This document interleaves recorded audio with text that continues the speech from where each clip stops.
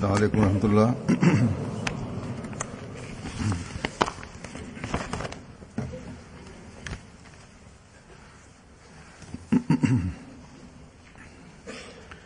أشهد أن لا إله إلا الله وحده لا شريك له وأشهد أن محمدا عبده ورسوله أما بعد فأعوذ بالله من الشيطان الرجيم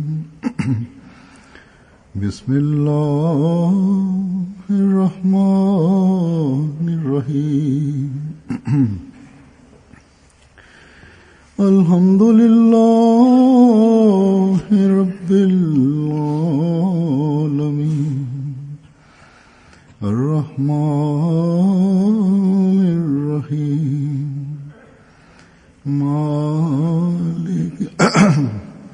مالك يوم الدين إياك نعبد وإياك نستعين اهدنا الصراط المستقيم صراط الذين أنعمت عليهم غير المغضوب عليهم ولا الضالين. इस वक्त मैं हज़रत मुस्लिम मऊद रज़ियल्लाहु अन्हु के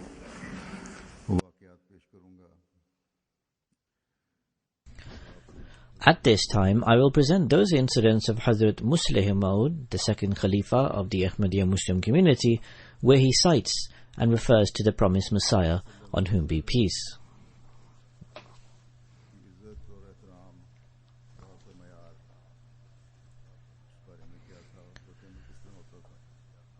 What was the promised Messiah ﷺ's level of respect and reverence for the Holy Prophet ﷺ, and how would the promised Messiah ﷺ respond?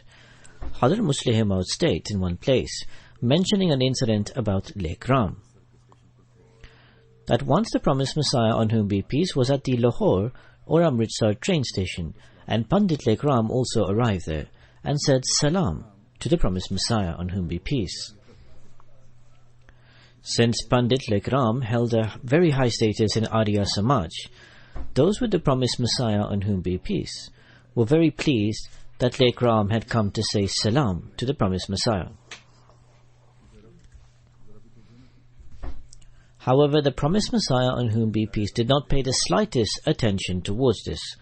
When the attention of the promised Messiah was turned towards this, with the assumption that maybe the promised Messiah ﷺ did not see Lake Ram say Salam, the promised Messiah, on whom be peace, said with immense fervor that, isn't he ashamed? He uses foul language for my master, yet he comes and says Salam to me. Therefore, the promised Messiah, on whom be peace, did not care at all that Lake Ram had come. In the view of ordinary people, it was considered a great accomplishment that they gained a chance to meet a person of authority or a leader.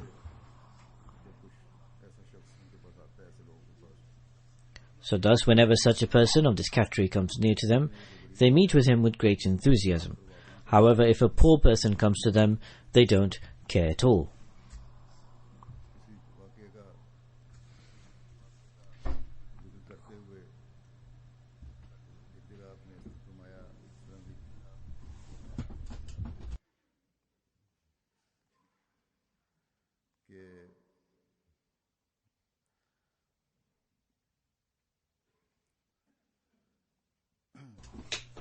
Mentioning this same incident at one place, Hazrat Muslih Maud, may Allah be pleased with him, says, the respect that the Aryas acquired for having Lake Ram in their midst was the reason why that people of high status considered it an honor to meet with them. But look at the honor of the promised Messiah, on whom be peace, that Pandit Sahib came to meet the promised Messiah on his own, but the promised Messiah said to him to quit using foul language for his master, and only then would he meet him. Here on the one hand we learn of the great regard towards the Messenger sallallahu alaihi wasallam, and on the other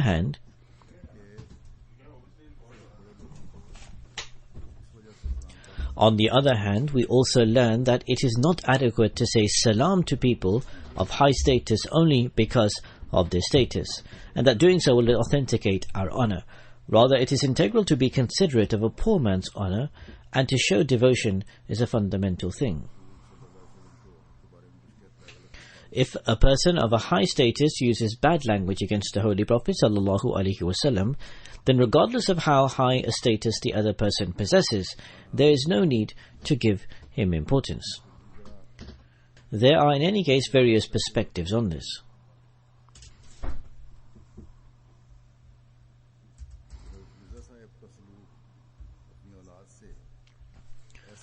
Similarly, while mentioning another incident, Hazrat Musleh Maud says that the promised Messiah alayhi salam's treatment toward his children was at such a high level that one could not even imagine that the promised Messiah could ever get upset with them. Hazrat Musleh Maud says that we were young, and we used to think that the promised Messiah alayhi salam never gets angry.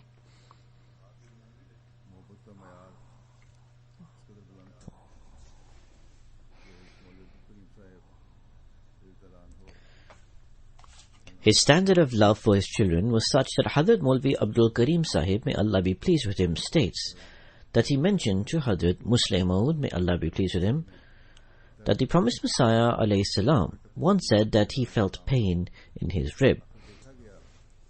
A hot pad was applied on this area, but he gained no relief from this. Finally, when it was examined, it was discovered that a small piece of brick was in the promised Messiah's pocket, due to which his rib was aching. When asked, how did this make way in your pocket, the promised Messiah said that Mahmud gave me this piece of brick to keep it safe, so I placed it in my pocket to take it out when he asked for it. Hazrat Maulvi Abdul Karim Sahib says that he asked the promised Messiah to give it to him so that he could keep it with him. The promised Messiah said, "No, I will keep it with me." So he had such love for his children. Hazrat Musleh Maud says that the promised Messiah used to love all of us and was very affectionate towards us, and particularly the promised Messiah used to love our youngest brother, Mirza Mubarak Ahmed, very much. We used to think that the promised Messiah cannot love anyone more than him. Yet this love did not surpass his love for the Holy Prophet sallallahu alaihi wasallam. Once during childhood, this favourite child uttered some words out of ignorance, which were contrary to the eminence of the Holy Prophet, may the peace and blessings of Allah be upon him. So at that, the promised Messiah struck him very hard on his body.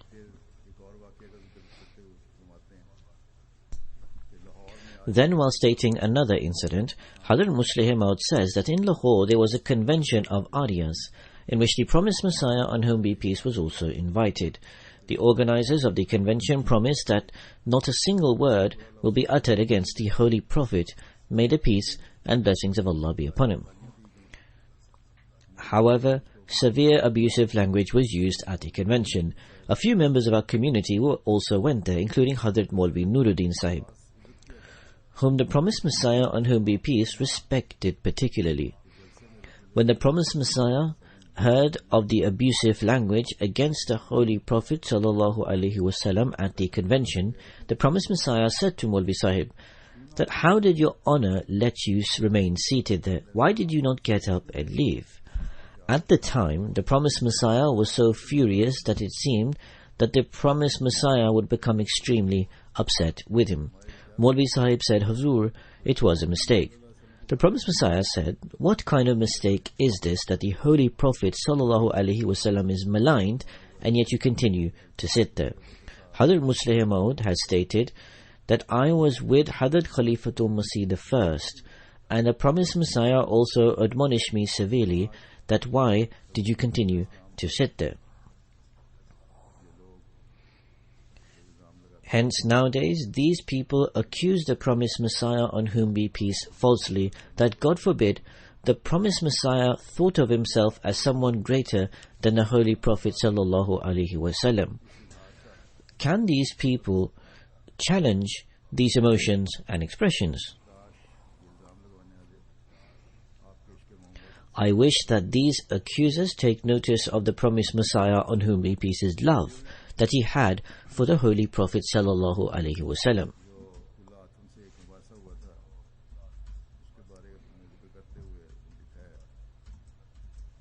Then, mentioning about the debate which took place with Abdullah Atham, Hazrat Musleh Maud says that the debate with Atham has been published in the book Jang-e Muqaddas.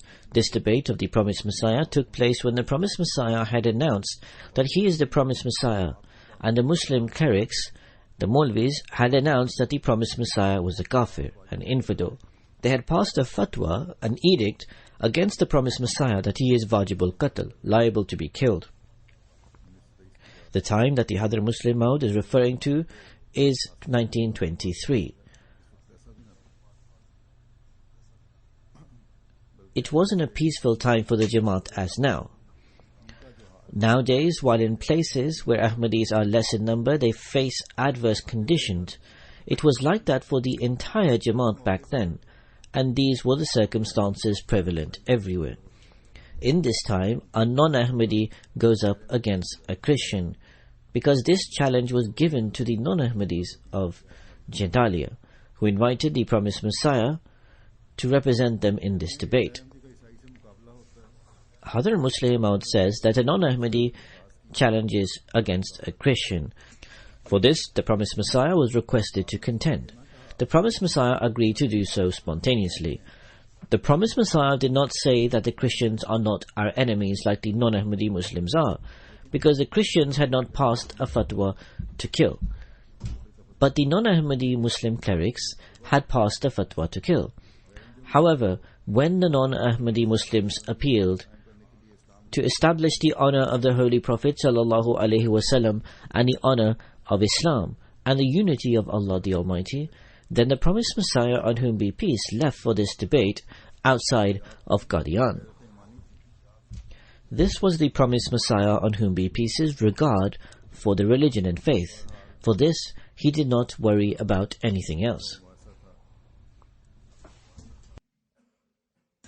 In any case, this was a long debate, which lasted for 15 days.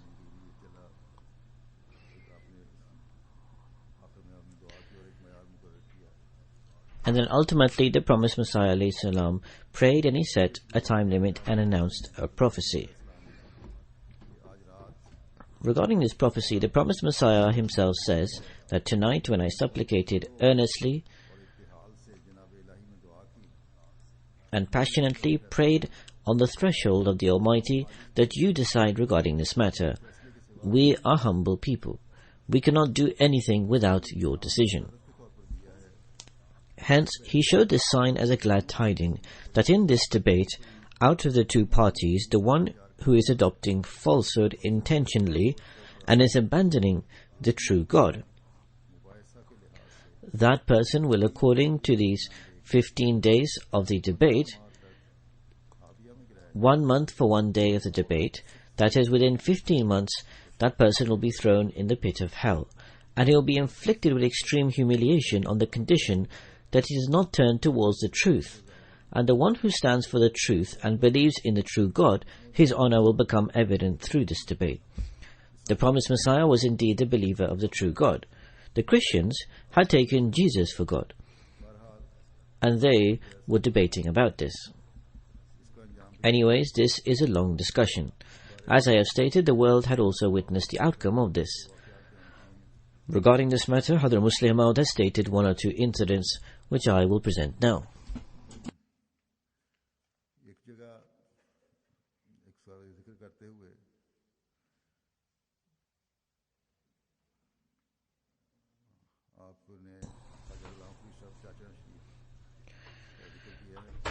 Hadhr Musleh Maud mentions regarding Khwaja Ghulam Farid Sahib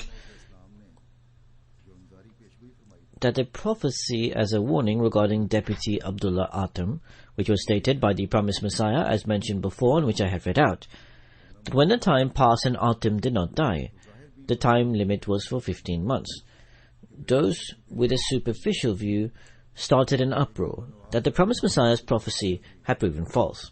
Once in the court of Nawab Sahib of Bahawalpur, some people mocked the promised Messiah ﷺ's prophecy that it had not been fulfilled and Atem is still alive. At the time, Khwaja Ghulam Farid Sahib from Chachrawale was also present, and Nawab Sahib was his follower. During this conversation, Nawab Sahib said the same, that the promised Messiah's prophecy was unfulfilled. Upon that, Khwaja Ghulam Farid Sahib became vehement and said with immense awe and glory that who says Atem is alive? I can see his dead body. At that, Nawab Sahib became silent. After narrating this incident, Hazrat Muslih Maud says that there are some people who seem to be alive apparently, but in reality they are dead. And some seem dead, but in reality they are alive. Those who offer their life in the way of God, in reality they are alive. And 1,000 among those are alive are considered dead by those who possess spiritual sight. Those who are alive are considered dead by those who possess spiritual sight. It is written about a saint that he used to live in a graveyard. Once someone said to him, "Why have you left the living and moved to the graveyard?" He replied, "Everyone in the city seems dead to me, and over here I see living people. Therefore, it is not possible for everybody to recognize the spiritually dead and those who are alive. A true believer should try to recognize this. It is possible to recognize those who are living and the dead if one has spiritual insight, and we should all strive to attain this.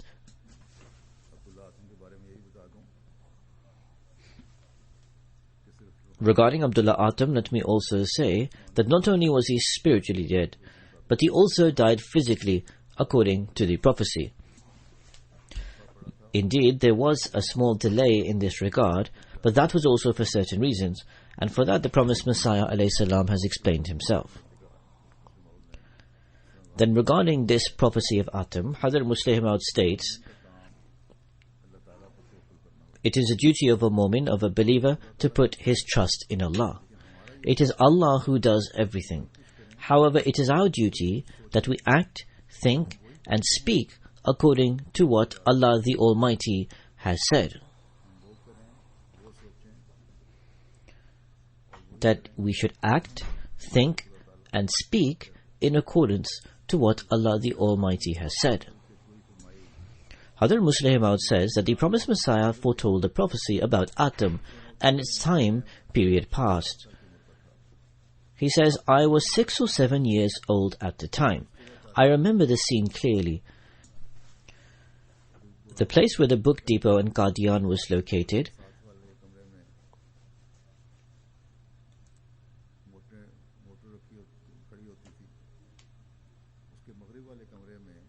and there were vehicles that were in the room beside it. In the room to its west, Hazrat Khalifatul Masih I used to deliver a dars or practice medicine. In the last days, the late Maulvi Qutbuddin Sahib practiced medicine there. There was a storeroom next to it. He is mentioning about the location where books were placed. During that time, the promised Messiah, on whom be peace, used to have a press, which was in that room where Hazrat Khalifatul Masih I used to practice medicine, and there was a proof sheet and book that was placed there.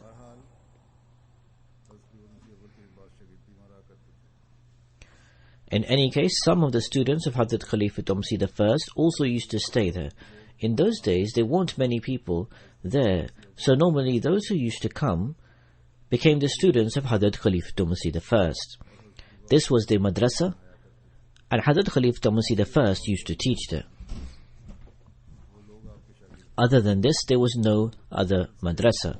Those people were Hazrat Khalif Tumsi I's students, as well as servants of the movement. I remember clearly that I was very young when the time period regarding the prophecy about Atom was fulfilled. This is probably in the end of 1894 or the beginning of 1895. I was 5.5 or 6 years old at the time. To this day, I remember that scene. I didn't understand it then because I was very young. However, now I understand with the incidents that the day when it was the last day for the fulfillment of the prophecy about Atom, that is 15 months would have passed, that day there was so much torment that people were crying and wailing and praying that, "Oh God, cause Atom to die." This was happening after Asr and before Maghrib. Then it was time for the prayer. The promised Messiah led the Salah or the prayer, and after the Salah, the promised Messiah sat down in the gathering. Although I didn't used to attend the gatherings regularly at that age, but I used to sit in the gatherings every now and then. That down, I also sat down in the assembly. The promised Messiah ﷺ showed displeasure at the act of those who were praying in that manner whilst crying. He said, "Can any human have honor for God the Almighty's word more than God the Almighty himself? When God the Almighty has said that this will happen, then we should have faith that it will surely occur. And if we have misunderstood his words, then God the Almighty is not obligated to adjudge according to our mistake."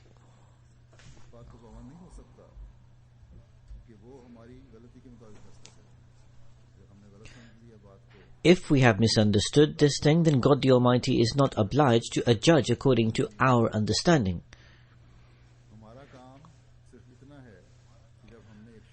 Our duty is only that when we have accepted someone to be true, we should have belief and conviction in his words. Therefore, a believer should have complete trust in God the Almighty, as God's words will always stand to be fulfilled.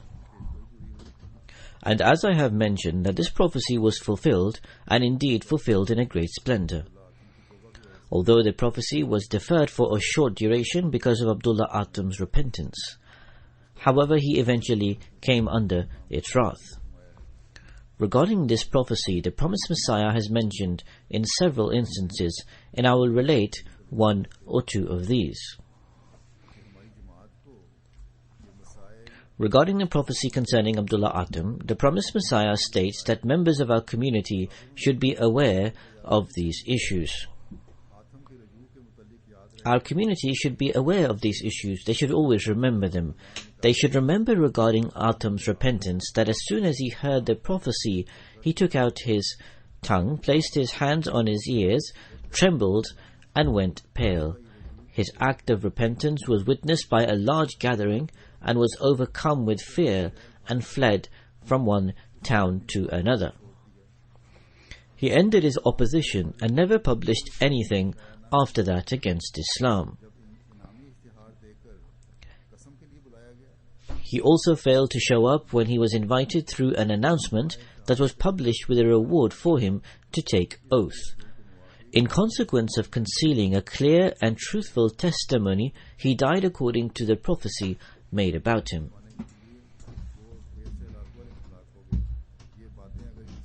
Refraining from giving testimony resulted in his death, and though his death was delayed, it still eventually occurred.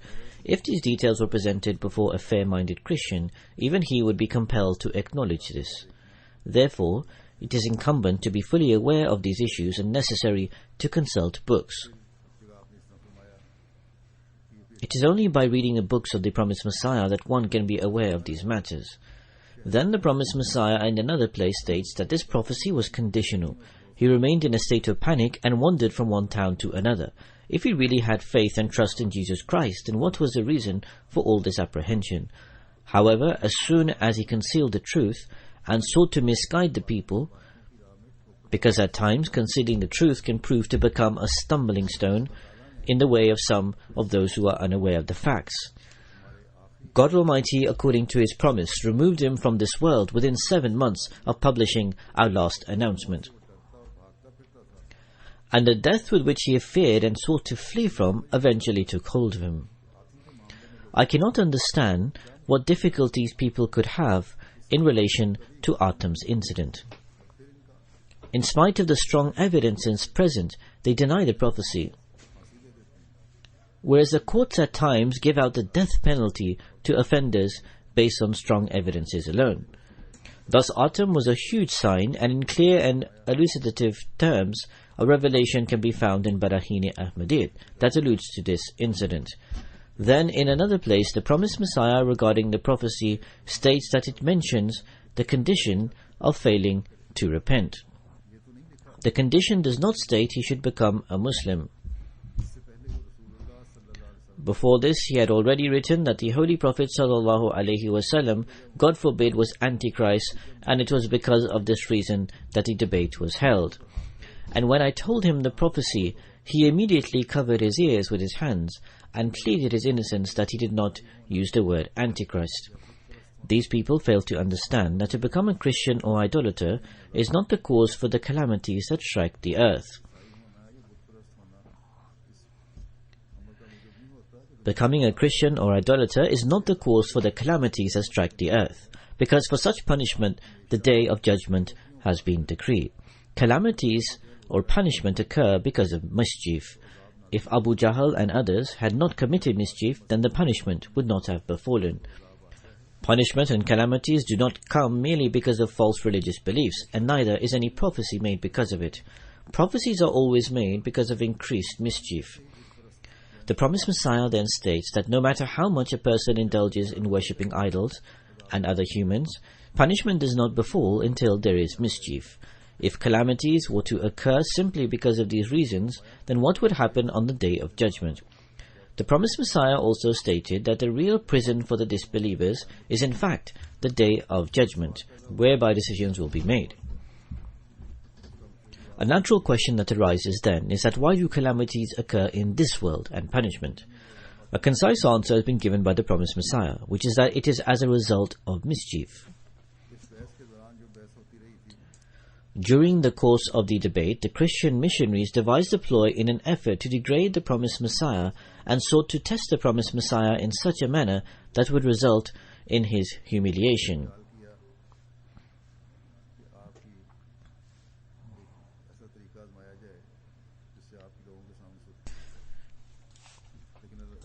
However, God the Almighty turned the evil of their ploy back onto them, and their condition became so apprehensive that those who were witnessing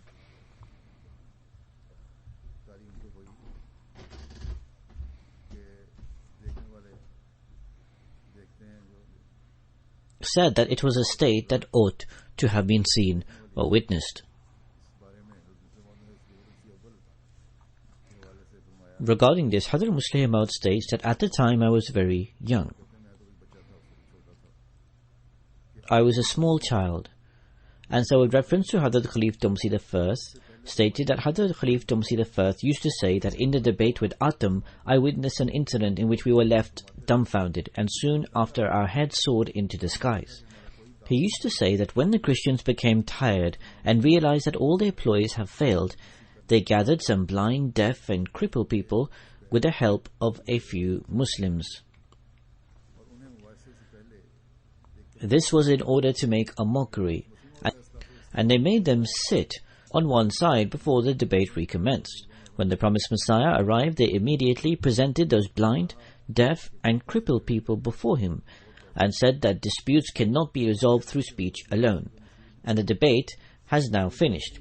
You claim that you are the second coming of the Messiah, but Jesus of Nazareth used to grant eyes to the blind, ears to the deaf, and would fix the hands and feet of the crippled. To save you from any trouble, we have gathered some blind, deaf, and crippled people, and if you really are like the Messiah, then you should be able to cure these people. Hazrat Khalif Tumsi I states that the moment we heard this statement from them, our hearts sank, and even though we knew that there was no reality in this, but we were still worried that now they have an opportunity to laugh and to mock. However, when we looked at the promised Messiah's face, we didn't notice even a single trace of dislike or anxiety. When they finished making their statement, that is, when the Christians finished saying what they were saying, the promised Messiah stated to the priest, "Listen, the Messiah that I have claimed to be similar to, according to the Islamic teaching, he did not cure these sort of blind, deaf, and crippled people. But it is your belief that the Messiah used to quite literally cure the blind, the deaf, and the crippled people."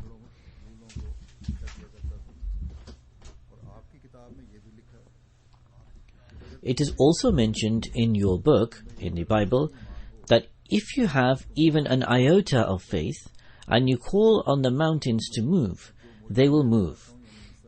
And the miracles that I show, that is Jesus, peace be upon him, you also can show to them, that is to his believers. Therefore this question cannot be posed to me. I only show the miracles which my master, the Holy Prophet ﷺ, showed. And if you seek to see those miracles, then I am ready to demonstrate them.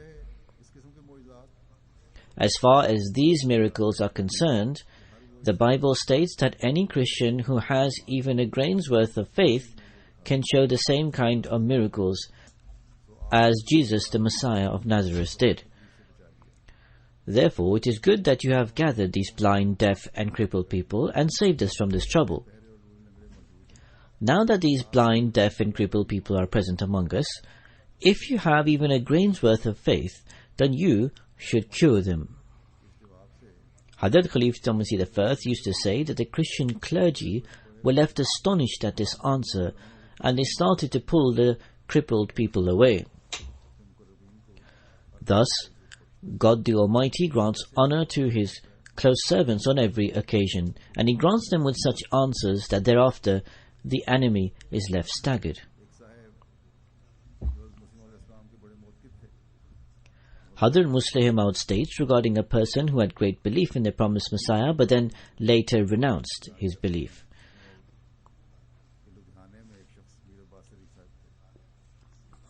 That there used to be a person in Ludhiana called Mir Abbas Ali and was very devoted to the promised Messiah, to such an extent that the promised Messiah had received a revelation regarding his pious condition at the time. When the debate between the promised Messiah and Muhammad Hussain Batalvi took place in Ludhiana, Mir Abbas Ali took a message of the promised Messiah to them. Maulvi Muhammad Hussain and the other Maulvis, the Muslim clerics present, accorded him with great respect and honor. They kissed his hand and said that he is from among the progeny of the Holy Prophet. They said that they could do the bet at his hands, but where had this Mughal come from? If someone was to be appointed, it would have been from among the progeny of the Holy Prophet. And then they started talking about tasawwuf, mysticism, and the saints. Mir Sahib had a great belief in mysticism, and the Maulvis, Muslim clerics, related a few stories, and said that saints used to demonstrate such kind of miracles, and narrated various incidents, and said that if the promised Messiah is such a person, then he too should show a miracle, and we will accept him today. For instance, he should hold a snake, or do something similar to this. This took root in Mir Sahib's heart, and when he returned back to the promised Messiah, he said, "Huzur, if you show a miracle, then all the Maulvis and Muslim clerics will accept you."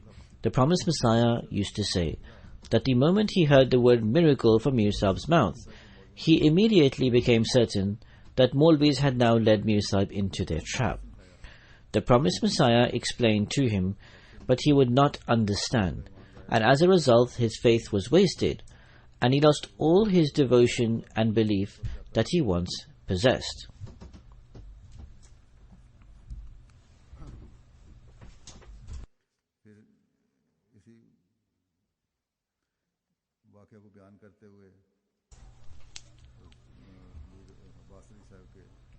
Then, narrating the same incident of Mir Abbas Ali, Hadhr Musleh Maud states that the promised Messiah, peace be upon him, was once granted divine knowledge about Mir Abbas Ali Sahib Ludhianvi, that he was a pious person, as has been mentioned before, that he received the revelation, and the promised Messiah then started to praise him. However, the promised Messiah had no knowledge of his ultimate end, and so was unaware that he would one day renounce his faith. But God Almighty later granted him this knowledge too. Therefore, man's knowledge is very limited, and it is only God Almighty who has perfect knowledge, which is superior than all others, and no one can encompass God's knowledge. However much God Almighty reveals to his prophets, they can only pass that much on. With further reference to the same Mir Sahib, about whom the promised Messiah had a revelation which greatly praised his spiritual strengths, and who had great devotion for the promised Messiah, but later renounced his faith.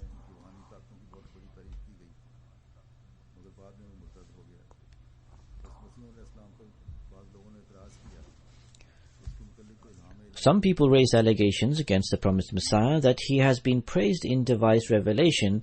Then why has this person renounced his faith? The promised Messiah said that no doubt he had been praised in the revelation, and he possessed great spiritual strengths. But when he misused those strengths, and let arrogance and conceit get to him, then God Almighty's wrath took hold of him, and he renounced his faith.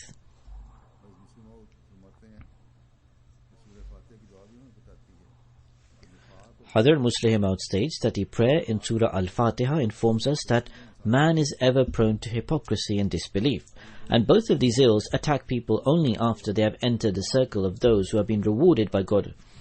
Only after entering the group of those who have been rewarded by God do they attack, and this is affirmed in Surah Al-Fatiha.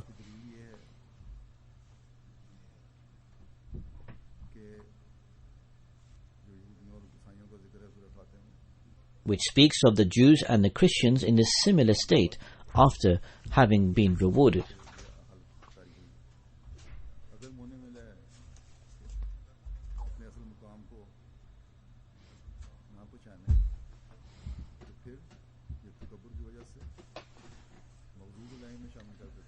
If those who have been rewarded do not recognize their true status, then God Almighty, due to their arrogance, either includes them among those who have been incurred displeasure or among those who have gone astray. Therefore, it should be remembered that the prayer that God Almighty has taught us for the protection from evil at the end of Surah Al-Fatiha should be made with the idea that may God Almighty always include us amongst those who receive His blessings and protect us from its ill effects.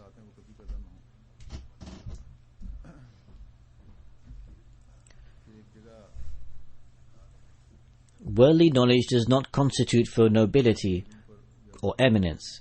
Regarding this, Hadhrat Musleh Maud states that if worldly knowledge constituted for nobility, then all the prophets of the world would have to be considered as liars, God forbid, because they were all opposed by scholars. Prophets are opposed by the worldly scholars, and the promised Messiah was also opposed by those who consider themselves to be great worldly academics and scholars.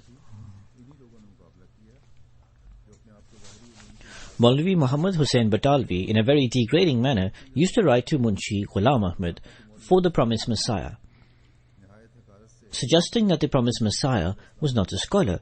God forbid he was just a munshi, a scribe, who could write a few lines.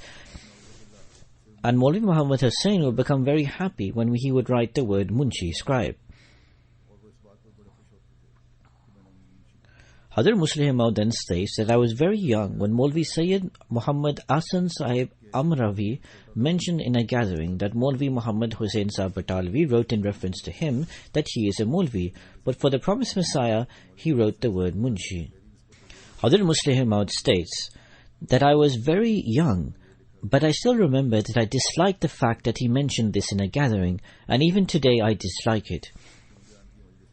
Therefore, those who believe in the promised Messiah should select words that are more appropriate, and certain incidents do not need to be related in this way.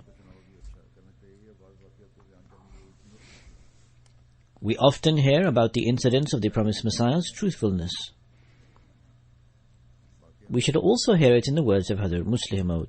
He states an incident of the promised Messiah that he once placed a letter inside a parcel which was against the postal rules and regulations, but the promised Messiah was unaware of this. The postal service filed a case against the promised Messiah and commissioned a special officer for the case so that the promised Messiah would be handed down a punishment, and they strongly pursued for punishment to be given, so others also became more alert.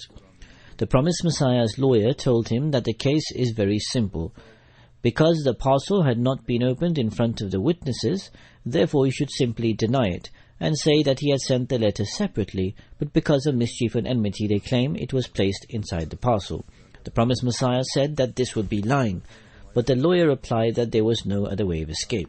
The promised Messiah insisted that no matter what the circumstances he would not resort to falsehood, and so when the promised Messiah was asked in the courtroom whether he had placed the letter inside the parcel, he replied that he did, but he was unaware of the postal rules. Upon this, the prosecution side gave lengthy speech and insisted on handing down a punishment so that others could also take heed from it. The promised Messiah says that since the speech was in English, I could not understand what was being said. I could only understand the words "no, no" when the magistrate said regarding the speech. At last the speech finished and the magistrate said, "Acquitted," and that since he has stated the truth in this manner, I will definitely acquit him. Hence we have all heard this incident numerous times and read about it. I have also mentioned it on various occasions. However, we only listen for enjoyment. This is a small sample of the standard of truthfulness which the promised Messiah has presented before us. But those who fall short to uphold this standard of truthfulness for their personal gains, they need to do a self-analysis. In these countries, in order to gain benefit from the government, to seek asylum, to take advantage of insurance companies, wrongful methods are adopted. Ahmadis who do such actions should think that this is the incorrect worldly way to gain material benefits. This doesn't behove an Ahmadi.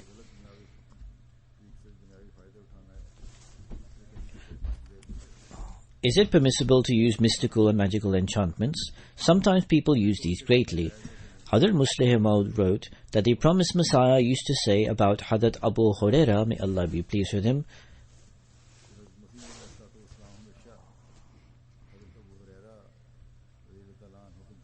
that he lacked the faculty of contemplation in comparison to other companions.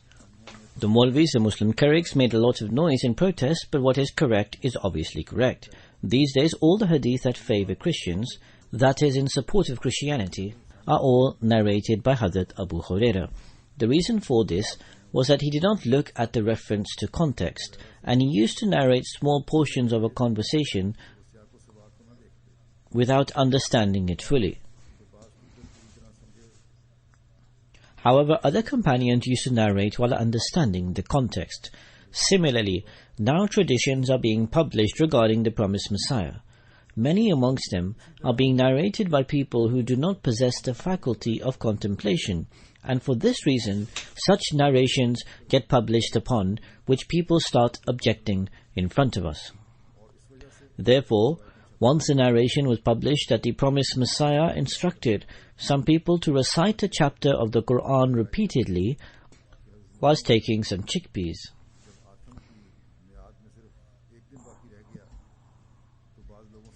And present it to the promised Messiah. When there was one day left in the time set for Autumn, when they did this and presented the chickpeas to him, the promised Messiah took the chickpeas outside of Qadian and threw them in a deserted well and returned it hastily. Hazrat Muslih Maud says that when this objection regarding this matter was presented to me, I inquired from those who recorded this narration that why did you record this narration? This was against the clear actions of the promised Messiah, and this would mean that the promised Messiah, God forbid, used to practice mystical and magical enchantments. Upon inquiry, it came to light that someone had a dream about this. When this dream was mentioned to the promised Messiah, he said that this dream should be implemented literally. And to do this intentionally is completely different. Dreams are sometimes implemented in this way in order to safeguard from the occurrence of the harmful aspect in its literal sense, if Allah so wills. Therefore, those who interpret dreams have written that if a warnful dream are implemented literally, then they do not occur. And God the Almighty deems its literal implementation as sufficient.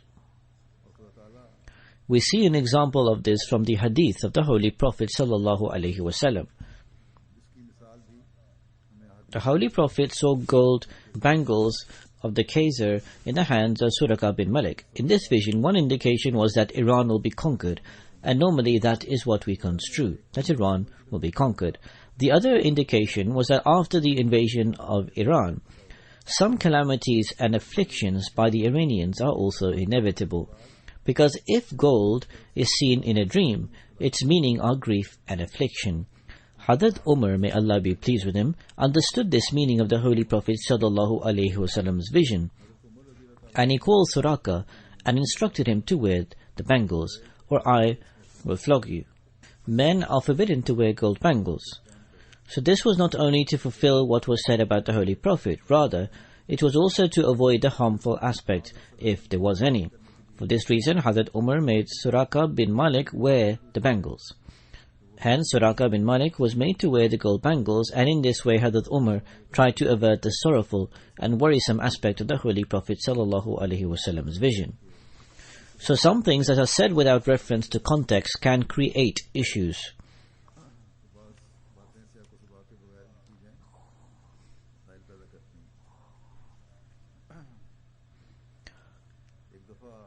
Once Hadrat Musleh Maud delivered a sermon, and in this he advised the members of the community to safeguard from altercations and disorder. This happened in 1931, and he said that the community has reached the age of maturity, and we should form ourselves, our faith and our religious knowledge accordingly. We should conform our actions according to the knowledge which our faith instructs. After saying this, Hadrat Musleh Maud mentioned a person that has been expelled for this reason.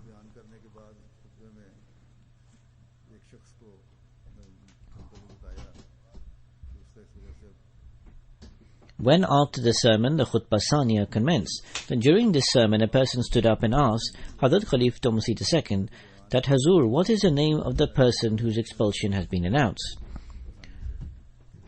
At that, a second person says one shouldn't speak during the sermon. Hazrat Musleh Maud smiled and narrated an incident of the promised Messiah regarding a search.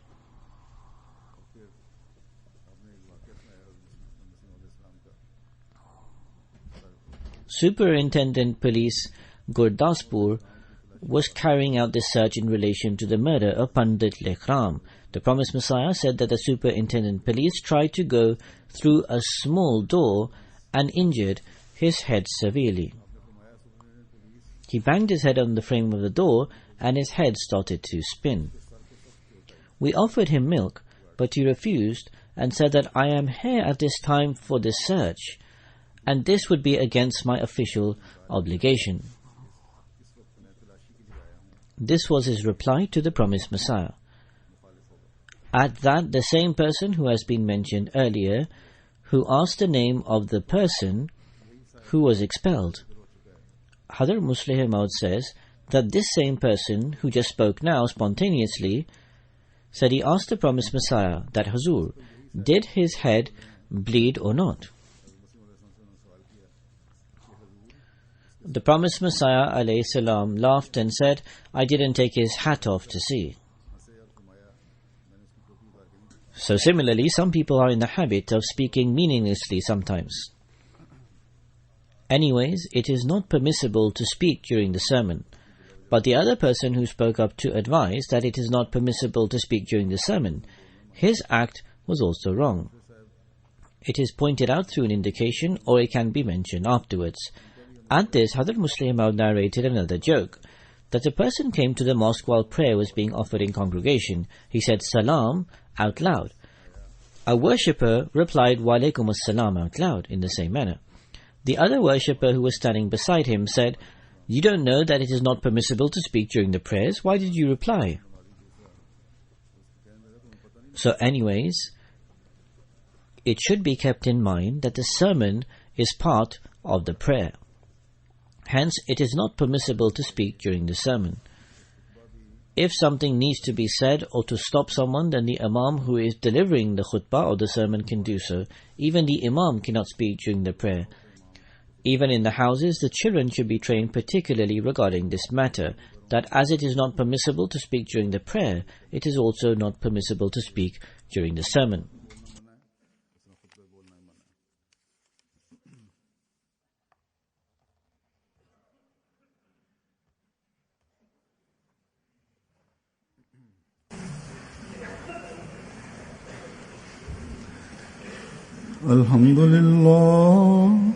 الحمد لله نحمده ونستعينه ونستغفره ونؤمن به ونتوكل عليه ونعوذ بالله من شرور أنفسنا